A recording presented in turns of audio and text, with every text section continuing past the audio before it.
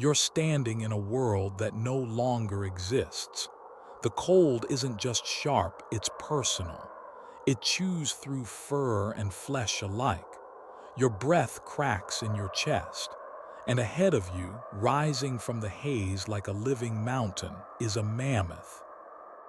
It towers over you, 10 feet at the shoulder, tusks as long as 2 men. One wrong step and you'll be nothing but red in the snow. But you're not alone. Behind you, your clan waits silent, desperate. They haven't eaten in 3 days. The children are weak. The elders whisper stories, and the mammoth is not a beast. It's a question. Do you dare try? This isn't a tale of brute strength. This is a story of fire against frost, of minds against monsters, of how our ancestors didn't just survive the Ice Age, they outwitted it. And it begins with the hunt. This isn't a hunting story, not the kind we tell today. No rifles, no camouflage, no safe return. This is something older, heavier, more human. It's the story of survival when survival is no longer guaranteed, a test of mind, body, and tribe. One mistake means not just death for the hunter, but for the child back at camp, curled beneath a fur too thin for the coming storm. 20,000 years ago, in the raw white silence of the late Pleistocene, people didn't simply live. They endured. Across a world sculpted by ice, from the tundras of France to the mammoth steppe of Siberia, humans and mammoths shared the same breath, the same snow, the same mortal silence. To hunt a mammoth was to strike a mountain. These animals weren't just prey. They were monuments of bone and memory, 10-ton walls of hide and horn that moved like thunder and fought like gods. And yet our ancestors hunted them, not by chasing them, but by outthinking them. This film is a journey through the most dangerous and essential task of prehistoric life, one that fed families, shaped language, inspired myths, and forged identity. We'll walk the Mammoth Trail, step by step, through the frigid air of a world that no longer exists. We'll reconstruct a hunt from beginning to end, not as a reenactment, but as a survival drama based on what the bones still whisper. How did they track a creature that could trample a man with one footstep? What tools did they use when their lives depended on the sharpness of stone? How did a dozen humans stand against something so impossibly big? We'll see the triumph, the feasting, the fire, the brief moment of safety. And we'll face the failures, the empty-handed return, the grief, the burial mounds. And through it all, we'll uncover what science has only recently begun to understand. That mammoth hunting was not just an act of strength. It was an act of community, ingenuity, and love. This is not a history lesson. It's a window into the cold heart of the past and into the minds of people who looked extinction in the eye and refused to blink. This is how they hunted. This is how they survived. This is not the world we inherited. It is the world we survived. 25,000 years ago, the Earth was a different planet. Colder, wilder, hungrier. Ice covered a third of the land. Not snow, not a winter's dusting, but walls of ice thousands of feet thick, moving slowly like glass down mountains, devouring everything in their path. They carved valleys, buried forests, swallowed entire continents beneath silence.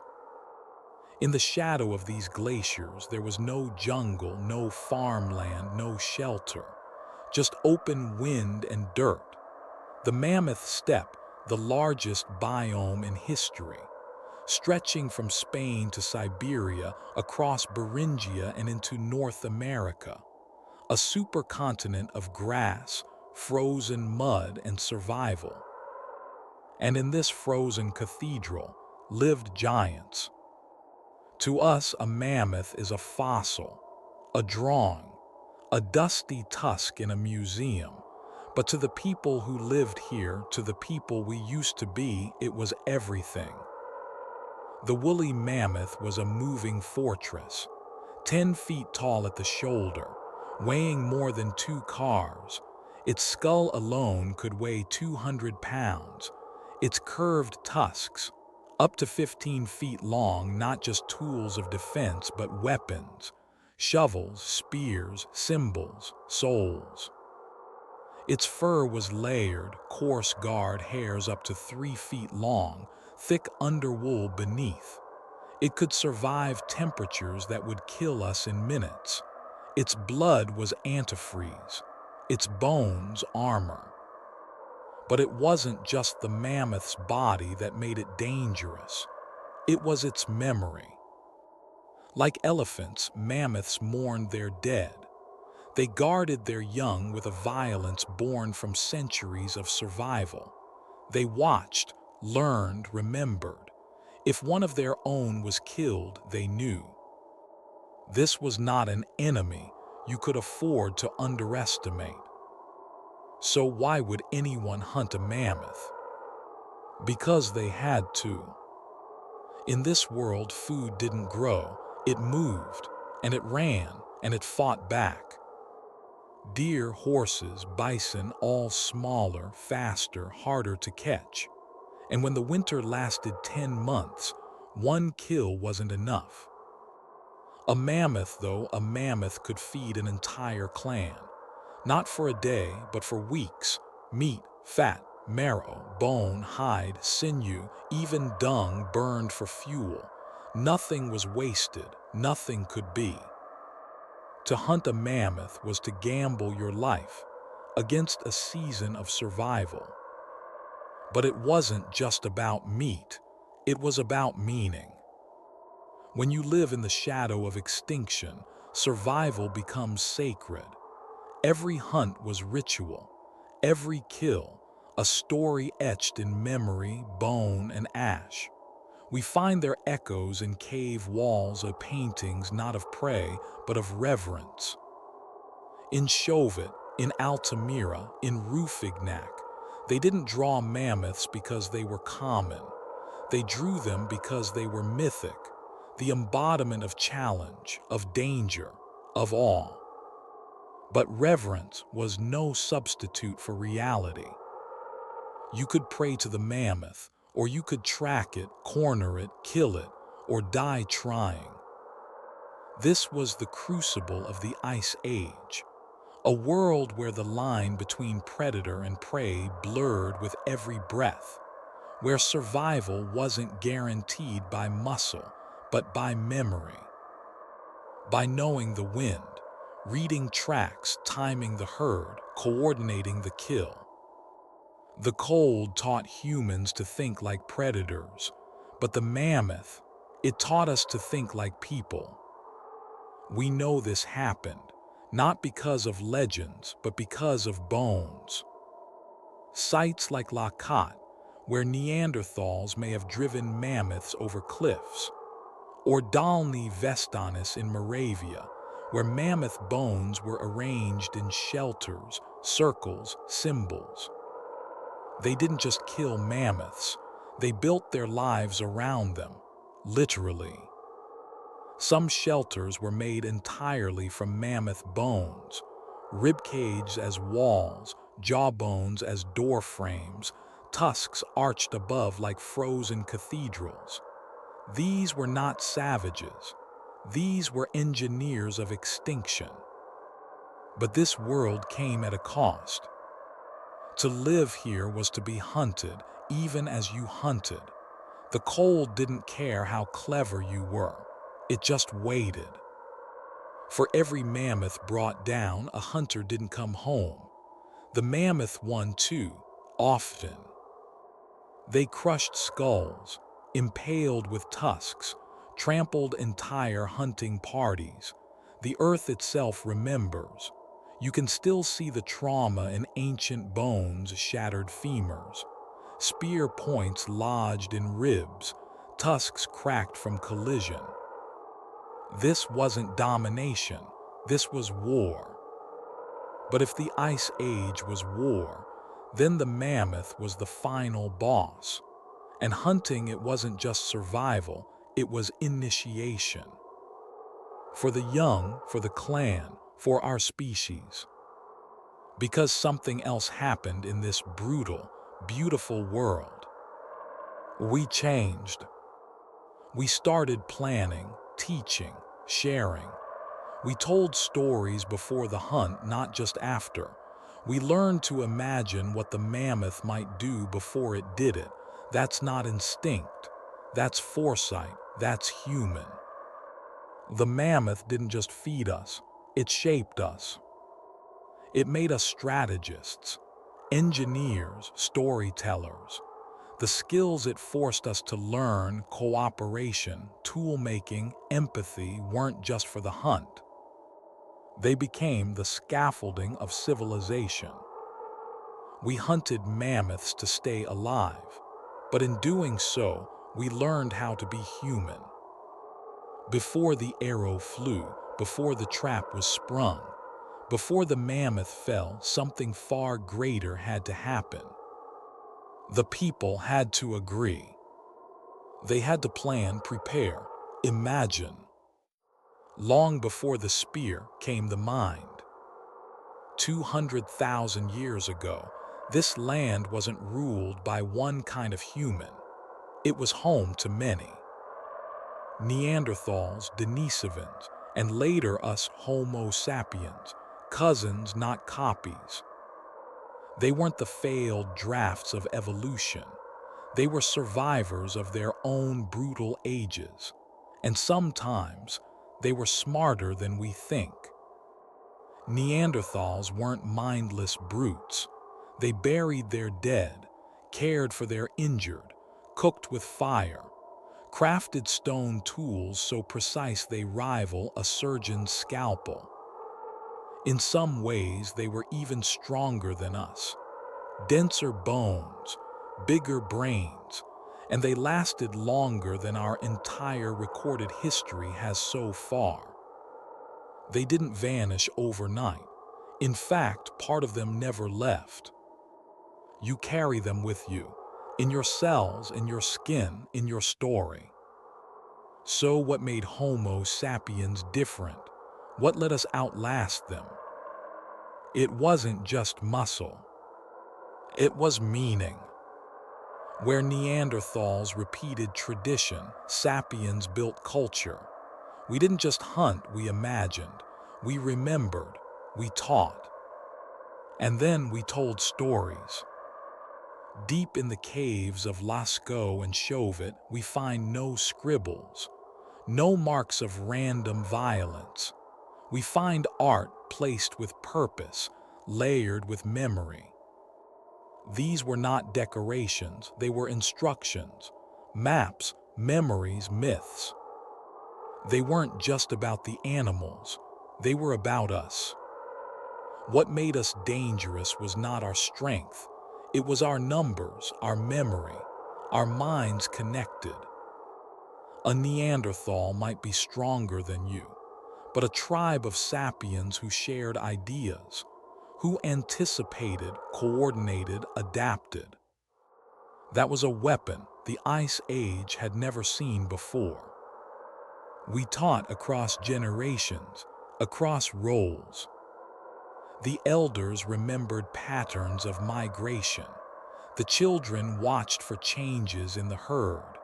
The mothers knew where the edible roots slept beneath snow. The fathers were not always the hunters.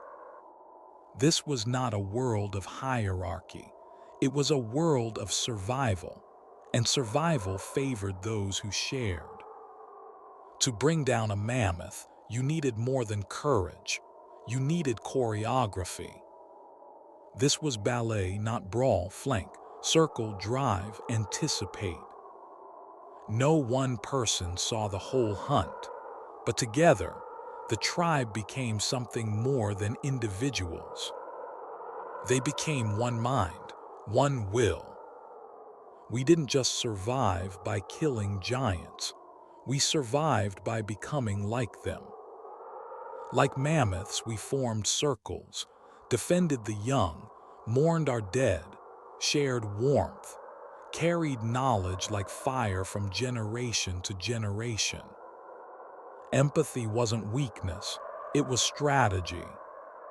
And it changed everything. This was the first great intelligence revolution, not in silicon, but in skin. Not just thinking faster, but thinking together. Through emotion, through teaching, through time. The artifacts we uncover aren't just tools, they're fingerprints of thought. A flute means leisure or longing. A necklace means memory. A grave means grief. And grief, that's empathy in its purest form. The Ice Age was cold, but our minds were burning. When we hunted giants, we weren't just chasing food. We were testing ourselves against nature, yes, but also against what it meant to be human. To plan, to care, to sacrifice. Every hunt had a cost. Not everyone came back, but when they didn't, their names weren't lost. They lived on in story, in ritual, in warning. This was not instinct. This was memory made sacred. We didn't conquer the mammoth. We cooperated, remembered, imagined. And in that slow, patient climb through hunger and cold and death, we became something new. Not just a species, a people. To kill a mammoth was to defy physics. To bring down a creature that could crush you with one step, whose hide was thicker than the doors of medieval castles, whose bones could splinter trees. You needed more than courage. You needed something sharper than teeth, smarter than muscle, stronger than fear. You needed tools. At first glance, a spear point is a simple thing. Stone, bone, wood, rope. But when you hold one in your hand, the weight, the balance, the edge honed to a hair, you begin to understand something that archaeologists and hunters alike have long suspected. This wasn't just a weapon. It was a thought made real. And yet, most of the time, it didn't work. A direct hit from a flint spear might injure a mammoth but not stop it. Its skull was too thick, its fur too dense, its blood too hot with adrenaline. Even with 10 hunters, the odds were poor. One wrong move, one gust of wind, one misjudged step, and the ground itself could become your grave. The mammoth wasn't just big. It was built like a fortress on legs, and getting close enough to kill it meant stepping inside the gates. So how did they do it? To answer that, scientists today have turned to the past, not just with microscopes and carbon dates, but with muscle, with sweat, with skin in the game. This is experimental archaeology, the art of becoming your own subject, rebuilding Ice Age weapons by hand, then testing them not in labs but in landscapes. Through this work, we've learned just how advanced these tools truly were. Enter the atlatl, a deceptively simple invention, just a carved stick with a notch at the end. But what it unlocked was nothing short of revolutionary. range, speed, and force. With an atlatl, a hunter could hurl a 6-foot spear over 100 feet, fast enough to pierce hide, tendon, even bone. It was the rifle of its time, a whisper-thin edge in a world that offered no second chances. Before the atlatl came something even older, more primal. Fire-hardened spears. The tip was carved, then charred, then scraped smooth, a process that transformed soft wood into something close to bone. These were the first weapons humans ever made. And they worked, not because they shattered bones, but because they found the places bones didn't cover. Joints, eyes, arteries. And sometimes they didn't throw at all. Some hunters used the earth itself. Pit traps, dug deep, covered with snow and branches, baited with blood or salt. When the mammoth stepped in, the ground collapsed and gravity became the killer. It was crude, slow, risky, but it worked. And in a world where one successful hunt could mean the difference between life and extinction, every strategy counted. But tools weren't enough. You still had to get close. You still had to aim, and you still had to trust the person beside you. Because no single weapon killed a mammoth. A hunt was a symphony of terror, and every note had to land. Some drove the herd, others shouted, others circled, the last struck. You didn't just need technology, you needed timing, nerves, sacrifice.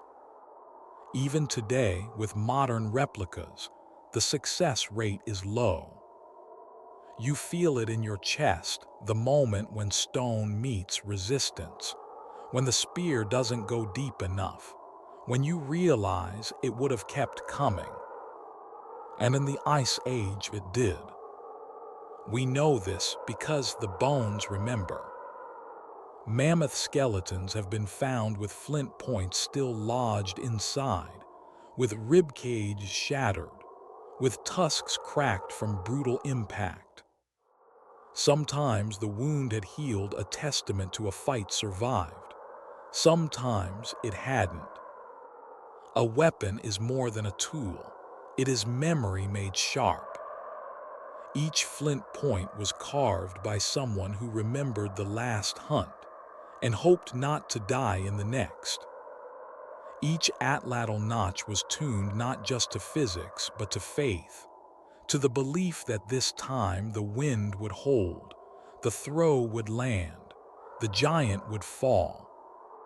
And over time, the weapons changed us.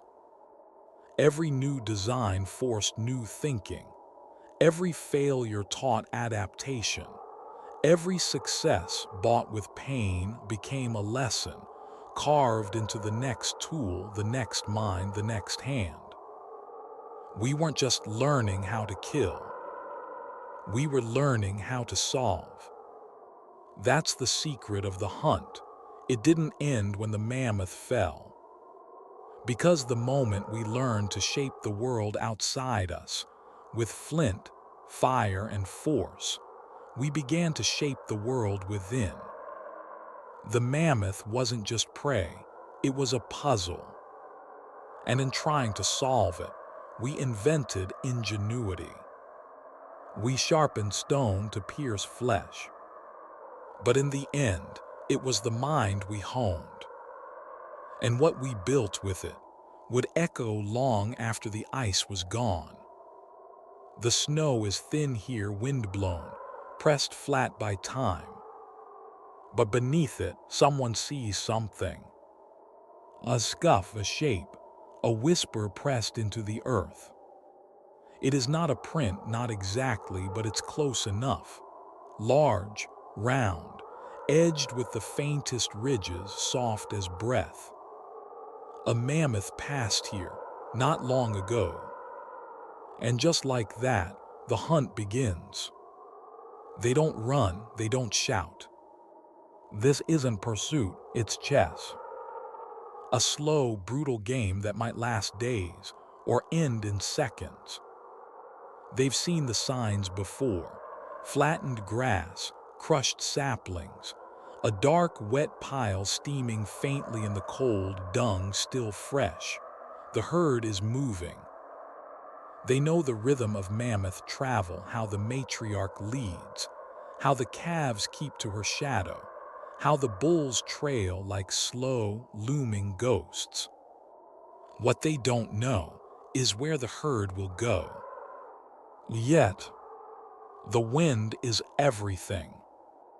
If a mammoth smells you before it sees you, the hunt is over before it begins.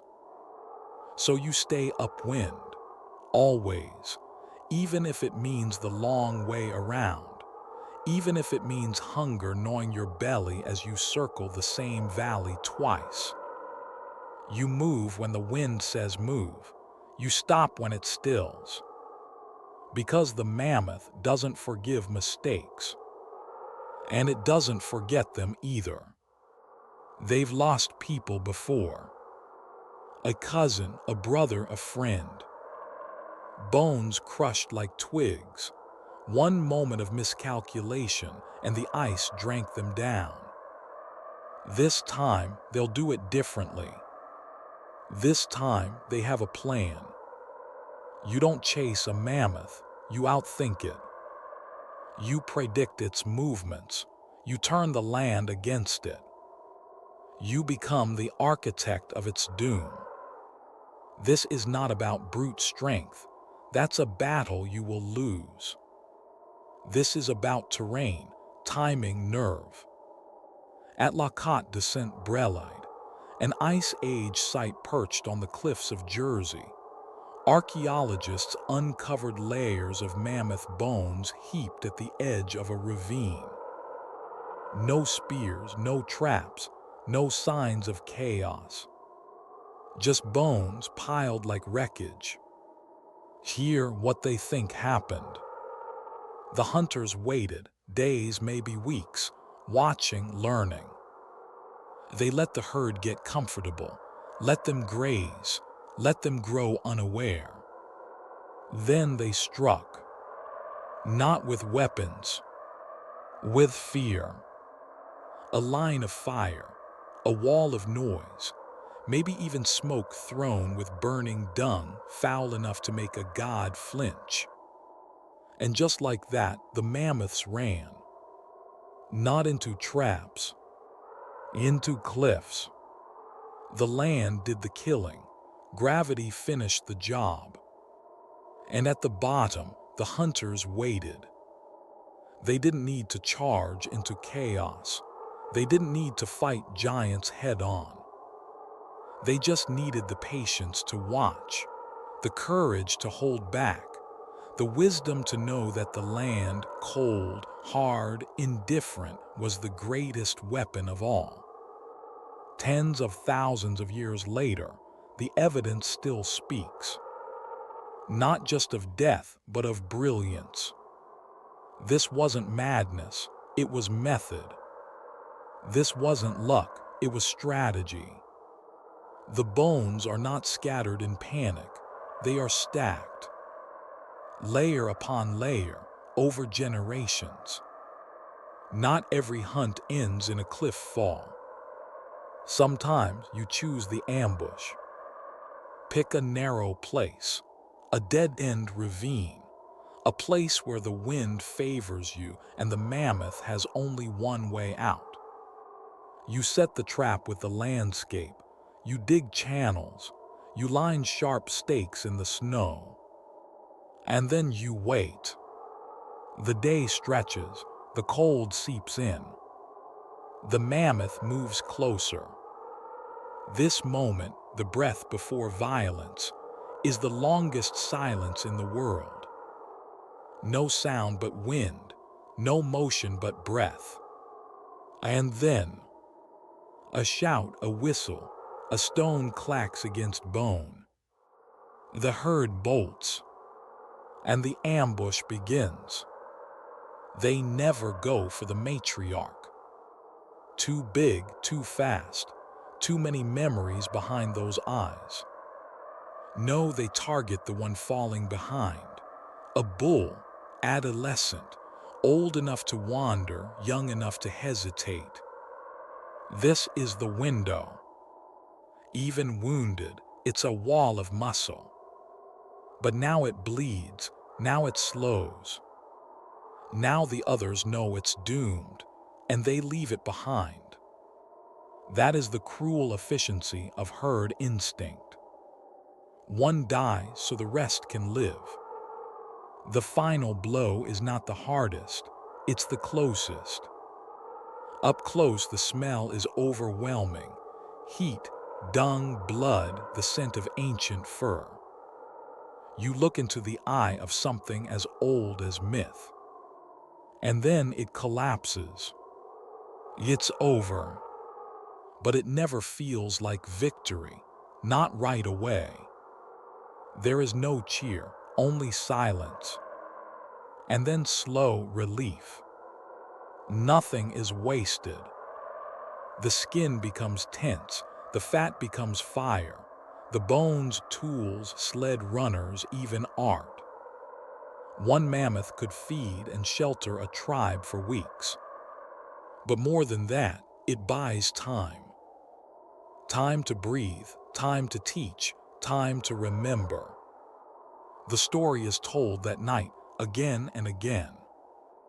Not just to relive it, but to pass it forward. The next generation must know where to stand, when to wait, how to read the wind. Because next winter, it will be their turn. The mammoth is gone, but the memory walks with them. The strategy, the courage, the cold precision. They didn't just survive the Ice Age. They planned it. There is a moment before every hunt when the world holds its breath. You can feel it in the frost clinging to your lashes, in the hush of snow beneath your feet, in the silence inside your chest, that aching pause between one heartbeat and the next. This is not instinct. This is decision. Today we commit. It has taken 3 days to bring it here, to isolate it, to make it believe it's safe. But no mammoth is ever truly alone. It knows the land. It smells the cold breath of hunters in the wind. It hears things we cannot, the creak of tension in a bowstring, the click of stone on leather. It doesn't see us yet, but it senses something. And still we wait. Because once we move, once we rise from the rocks and snow and memory, there is no going back. No human alive has faced this moment without fear. Not even them, the best of us, hardened by hunger and loss and cold. Because this is not just a hunt. It's a gamble with death. The mammoth is the largest land animal they have ever seen. 10 tons of muscle and fury, tusks curved like scythes, eyes old and unreadable. You don't kill it with strength. You kill it with timing, with precision, with everything you are aimed at one single instant. And then chaos. Fire roars behind it, spears fly, shouts echo like thunder. The mammoth bolts straight into the narrowing corridor the hunters have prepared. It thunders forward, and so do they. Because once it runs, they must run faster. This is not the slow ballet of tracking. This is sprinting through death. You must stay close enough to strike, and far enough not to die. One wrong step, one stumble in the ice, and you're under its feet. Your ribs will crack like dry wood. Your lungs will fill with blood. There are no second chances beneath a mammoth. It doesn't matter how skilled you are. Some days the mammoth chooses to run. Other days it chooses to fight. When it charges, the world goes narrow. Time folds, sound becomes thunder. There is no more wind, no more cold, no more fear, only motion. The mammoth doesn't aim, it erupts. And you are made small again, not just in body, but in soul. Small like prey, small like a thought that doesn't finish. This is where the plan falls apart. This is where memory fades into myth. Archaeologists find the mammoth bones, but they also find human ones. Fractured skulls, shattered femurs, stone points driven through ribs not from attack, but from being crushed while holding the weapon. Sometimes death didn't wait for the mammoth. It came first. But not all is lost, because every wound matters. Each strike cuts through muscle, draws blood, wears the giant down. The pain makes it reckless. The blood makes it slow. In that moment, that single stumble, the tide turns. They surge in. Blades bite. They don't stop. They can't. And just like that, it's over. The mammoth does not wail. It does not beg. It just falls. A mountain of heat and bone, surrendering to the snow. What follows is not celebration. Not yet. Because there is blood on the snow that is not the mammoth's. And faces missing from the circle. Sometimes the price of food is family. They bury their dead with care. Not because they must, but because the dead teach the living. Next time they will stand further left, wait 1 second longer, dig the pit deeper. Their memory lives on, not just in stories, but in strategy. Every part is used. The liver, still warm, goes first, eaten raw for strength. The fat is sealed in skins, the marrow cracked from the bones. The tusks dragged home like ivory thunderbolts may one day be carved into gods. The only thing left behind is the imprint in the snow where it died. They will remember this place, not just as where the mammoth fell, but where someone stood, where risk met resolve, where fear was faced and did not win. There are cave paintings that show this moment. Not the glory, but the cost. Not a mammoth alone, but a mammoth and a man, both fallen, side by side. In the Ice Age, survival was never guaranteed. Every hunt was a gamble. Every mammoth, a monument to risk. And yet they kept going.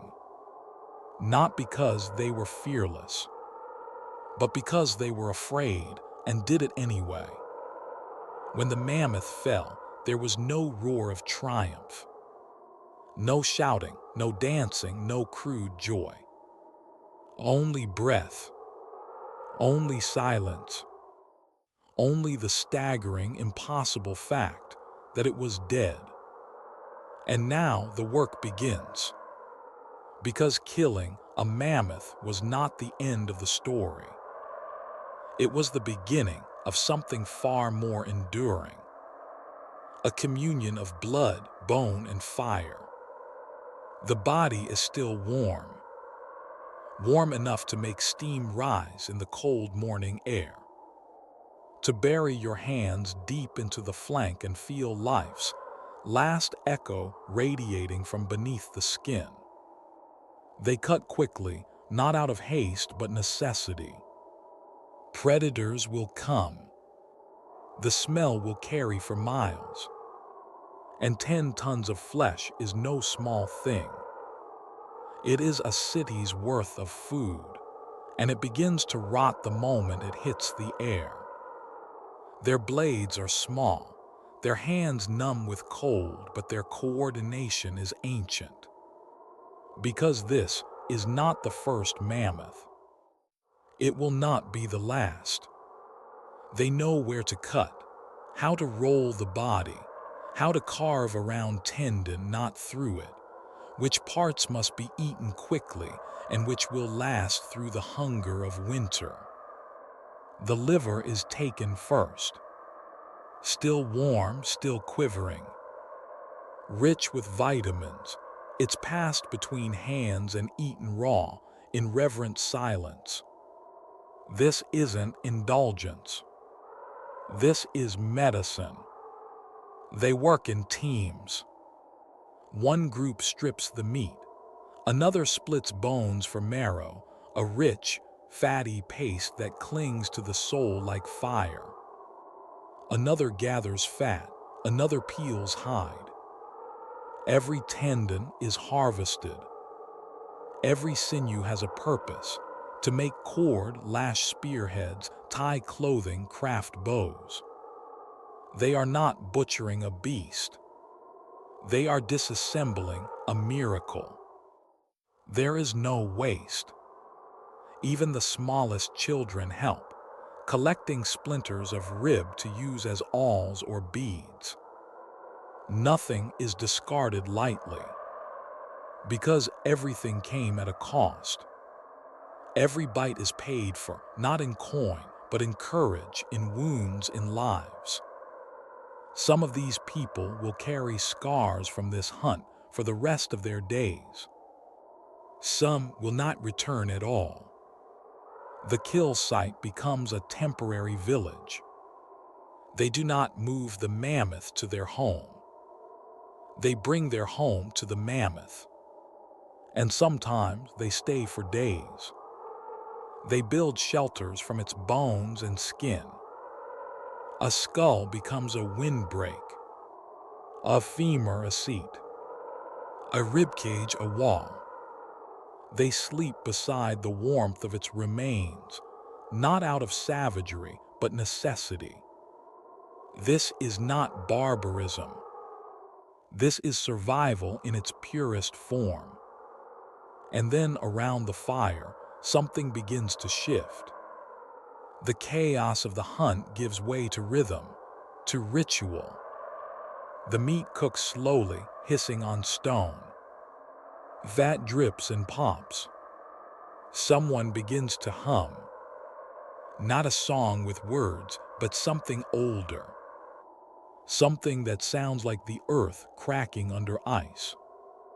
Like breath meeting flame. We know they did more than eat, because we've found the evidence. Red ochre smeared on skulls. Bone circles built with care. Tiny mammoth figurines carved from ivory, buried where no one would find them. This was not just meat. It was meaning. In southern France, someone once sat by firelight and carved a mammoth from memory. The curve of its tusks, the rise of its shoulders, the weight of its gaze. Not crude, not rushed. Deliberate. The lines of someone who had not only seen the beast, but remembered it. Maybe with reverence.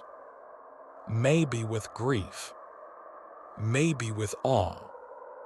At places like Dalny-Vestanis and La Côte de Saint-Brelade, we find more than bones. We find intention, patterns, burials, altars. We may never know the prayers they spoke, if they spoke any at all. but in the way they placed things, the way they honored the skull, the tusk, the heart, we see something unmistakable. Gratitude. The mammoth fed them, clothed them, protected them. It also changed them. Because to take something so vast, to bring it down with your hands, your voice, your people, is to step beyond mere survival. It is to enter the realm of meaning. When they finally pack up, they do not leave lightly. The site is sacred now, soaked with blood and memory. They carry the tusks home like relics. Some will become tools.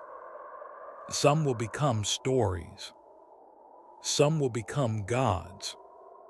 They painted the mammoth not because they feared it, but because they respected it. They saw in it something they saw in themselves. Endurance, grace, a quiet power that could move the world and still fall, and still give life. Around the fire, the story is told again.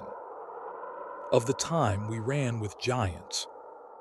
Of the time we risked death and were rewarded with life. Children listen wide-eyed. Elders speak slowly. And somewhere in the flicker of flame and memory, the mammoth lives again. And so the world turns. The bones remain. The fire goes cold. But the people move forward, heavy with meat and meaning. There were days when the hunt failed. No beast brought down. No meat roasting on the fire. Only wind. Only hunger. We remember the victories. But the Ice Age remembered the failures more. The weeks when every muscle ached from effort and brought back nothing. When the traps came up empty. When the wind betrayed the stalk. When the herd turned not toward death but escape. And then there was only the long walk home. No song was sung on the way back. No one met them at the edge of camp. There was no need to ask how it went. The silence said everything. Hunger wasn't new. But after a failed hunt, it changed shape. It became crueler, sharper, less patient. It gnawed not just at the belly, but at the bonds between people. The strongest went without, letting elders and children eat first, until even they had nothing left to give. Blame crept in. Why did we miss the tracks? Why didn't we wait one more day? Why didn't he throw harder? Why didn't she warn us sooner? Whispers turned into arguments. Arguments turned into silence. Not the quiet of peace, but of hurt. And yet, even here, something deeper stirred. Because failure didn't just wound. It taught. Around the fire, stories began to change. The tale of a hunt no longer ended in triumph, but in warning. Beware the wind from the west, one would say. Never strike when the herd is bunched tight. Don't chase a calf too far, or you'll meet its mother. The stories carried grief, yes, but they also carried knowledge. They became blueprints, maps of memory. They said, this is what we did, this is what went wrong, learn it, remember, don't do the same. Some of the earliest cave paintings may not be about glory at all. They may be warnings, images of the fallen, of the overwhelmed, of the moments when human ambition shattered against the immovable will of nature. In charcoal and ochre, they captured what words could not. Fear, caution, consequence. Even in the modern world, echoes remain. Among Arctic hunting cultures, a failed hunt is not simply accepted, it is respected. There is no shamming, no anger, just reflection, adaptation, learning, because survival isn't built on endless victory. It is built on how you respond to defeat. Children were the first to feel the hunger, but they were also the first to carry the stories forward, because they were the ones who had to remember, who had to understand not just how to kill, but how not to die. Not all survived. Some sites bear no evidence of meat, only burials, bodies curled beside each other, hands touching, stillness in the snow. These aren't the graves of war. They're the graves of famine. But here, too, we find something else. Resilience. Because even in the face of nothing, no food, no hope, no certainty, these people return to the trail. They set new traps, watched the sky, listened for distant footfalls in the snow. Failure wasn't the end. It was the beginning of another attempt. And in the quiet spaces of despair, humans did what no other animal could. They remembered. They adapted. They passed down not just skill, but emotion. The sting of hunger, the shame of defeat, the quiet courage to try again. These things became part of the culture, written in gesture, in caution, in myth. The mammoth wasn't always a triumph. Sometimes it was a ghost, a shadow that haunted dreams, a beast too large to kill, too important to forget. And so they carved it, painted it, spoke of it in whispers. Because what we fear, we remember. And what we remember, we learn. Tomorrow, they would try again. Wiser, hungrier, more careful. The memory of failure sharpens the edge of preparation. The ghost of hunger walks beside them, not to torment, but to remind. This was the rhythm of life in the Ice Age. Eat or starve, kill or fail, live or be remembered. The line between glory and grief was never wide, and every step forward was taken with the past whispering in your ear. The mammoths are gone. Their tusks, once heavy as timber beams, now lie buried in silence. Their thunderous tread has vanished from the tundra. The hunters, too, are gone. But the earth remembers. And here in the coldest corners of the world, beneath peat and frost and centuries of stillness, the bones begin to speak. We cannot ask the people who hunted the mammoth how they did it. But they left clues, shards of story, traces of intent. And from these fragments, we reconstruct an ice age. This is the detective work of deep time. It begins with a question whispered across millennia. What happened here? And then comes the search, not for answers, but for evidence. And when it's found, sometimes it's so quiet, so small, you could almost miss it. a scrape on stone, a groove in a femur, the unmistakable puncture wound of a human-made weapon, driven through hide, muscle, and bone. In the Channel Islands, at a place called La Côte de Saint-Brelade, there is such a story. Beneath these cliffs, buried beneath layers of less and wind-blown sand, archaeologists found a pile. Not a scattering, a deliberate pile. Over 20 mammoths, hacked apart, stacked, interred together. But this wasn't a graveyard, it was a butchery floor. A kill zone.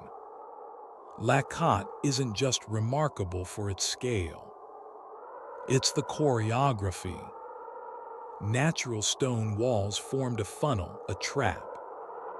And the people who lived here, Neanderthals, not even Homo sapiens, may have used it with devastating precision, driving panicked mammoths toward a dead end, and then over. A cliffside slaughter, preserved by time and sand. The bones tell of butchery, deep incisions made by flint knives, shoulder blades cracked open for marrow, skulls split with stone hammers. This was not chance. This was knowledge, shared, practiced, passed down. Elsewhere, far inland, in the heart of what is now Czechia, another site holds different secrets. Dolní Věstonice. Here, Ice Age hunters didn't drive mammoths off cliffs. They built villages beside their bones. Hundreds of mammoth remains lie here, used not just for food, but for architecture. Bones became walls. Tusks became pillars. Skulls held up roofs of hide and thatch. Imagine living inside the remains of what once nearly killed you. Every breath taken beneath a ribcage large enough to cradle a grown man. And it's not just the bones. It's the tools. We can now analyze them down to the micron, looking for polish, for wear, for patterns of impact. Some points are chipped just so, from piercing thick skin. Others show signs of hafting, of being mounted to wooden shafts, hurled again and again. Each scar on the stone tells us how it was used, and how desperately. To test these findings, some scientists go beyond the lab. They step into the past with their own hands. Experimental archaeologists have built Ice Age weapons from scratch, flint-knapped blades, fire-hardened spears, atlatls carved from wood and antler. And then they test them on ballistic gel, on animal hides, even on elephant carcasses when available. And the results are startling. Properly made, an Ice Age spear can puncture through half a meter of flesh and keep going. An atlatl can deliver a projectile faster than the best Olympic javelin. These were not crude tools. They were engineered, balanced for flight, tuned for impact, designed to kill giants. And then there are the frozen ones. In Siberia, as the ice retreats year by year, mammoths are rising from the ground not as bones, but nearly whole, preserved in ice for tens of thousands of years. Flesh still intact, stomach contents still undigested, wounds still visible. One such mammoth, the Yukagir specimen, has a skull fracture, a violent one. Some believe it's from a fall. Others suspect a blow deliberate. Human. Right at the base of the skull, the kill shot. And nearby, stone tools, Flint flakes, a scatter pattern left in the snow, now frozen in place for eternity. These clues, spread across continents and centuries, do not form a single narrative. They are puzzle pieces scattered. And yet, when we begin to fit them together, a picture emerges, not just of the mammoth, but of us. Today, the hunt continues, but with data, not spears. Archaeologists model ancient landscapes on computers. Paleontologists use isotope analysis to trace mammoth migrations. Geneticists extract DNA from marrow frozen for 30,000 years, reading the biological story of extinction and endurance. And with each new technique, the Ice Age grows clearer, even as its mysteries deepen. But for all we've learned, there is still so much we do not know. How did they coordinate the kill? Did they use sound or fire or fear? Did they mourn the fallen mammoth? Did they see it as rival or kin? And what did it mean to live in a world where death came on 4 legs and survival was a shared equation? The truth is, our ancestors left behind more than bones and weapons. They left behind a longing scratched into walls, painted in ochre, carved into ivory. They wanted to be remembered. They wanted us to remember. And now, tens of thousands of years later, we're trying. Listening to the echoes, reading the earth, tracing the outlines of a story that still moves us, still humbles us, still belongs to all of us. The mammoth may be extinct, but the memory is. It's in our myths, our genes, our awe, and perhaps in our future. Because even now, some wonder, could we bring them back? As we stand on the threshold of history, we peer back into the vast expanse of the Ice Age, where the colossal shadows of mammoths roamed. In this final chapter, we delve into the profound legacy left by these magnificent creatures, a legacy not just of survival, but of profound transformation for early humans. Imagine the Ice Age landscape, where immense herds of woolly giants roam the tundra. For early humans, the mammoth was not merely prey. It was a living embodiment of their world. Its size and strength demanded respect, its tusks carving paths through the ice like the keys to a forgotten kingdom. But beyond its physicality, the mammoth was a test, a challenge that sparked the evolution of human cooperation and ingenuity. In the quest for survival, early humans found themselves bound together by necessity. Hunting mammoths required intricate planning, coordination, and communal effort. It wasn't just about the kill, it was about the shared triumph over adversity. The mammoth hunt forged the bonds of empathy and reciprocity, laying the groundwork for complex social structures that defined our species.